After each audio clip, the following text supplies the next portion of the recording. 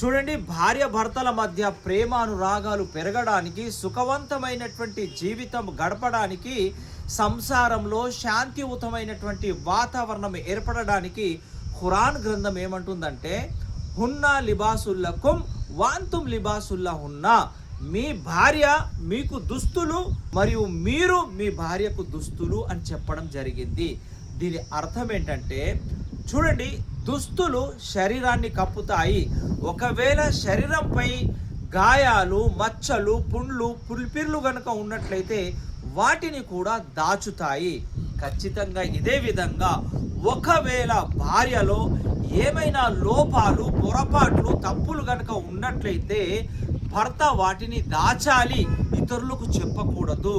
మరియు ఇదే విధంగా ఒకవేళ భర్తలో ఏమైనా లోపాలు, పొరపాట్లు, తప్పులు గనక ఉన్నట్లయితే వాటిని భార్య దాచాలి, ఇతరులకు చెప్పకూడదు. ఎందుకంటే ఎవరు కూడా 100కి 100% పర్ఫెక్ట్గా ఉండరు.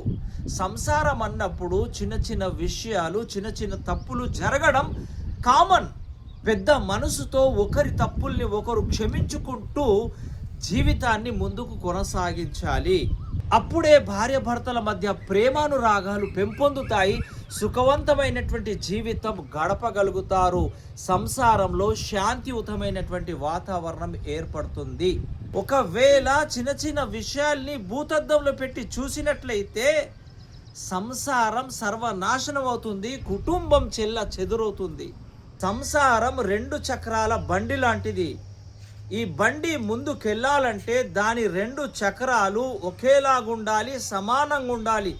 అంతేగాని ఒక చక్రం ట్రక్కుది, ఇంకో చక్రం బైకుది కనుక ఉన్నట్లయితే బ్రతుకు బండి ముందుకు కొనసాగదు. భర్త ఎక్సిలేటర్ ఇస్తుంటే భార్య బ్రేక్ వేస్తూ పోతే బ్రతుకు బస్టాండ్ అవుద్ది. ఇక వీళ్లకు కష్టాలు, బాధలు, డిప్రెషన్ తప్ప మరేమీ లభించదు.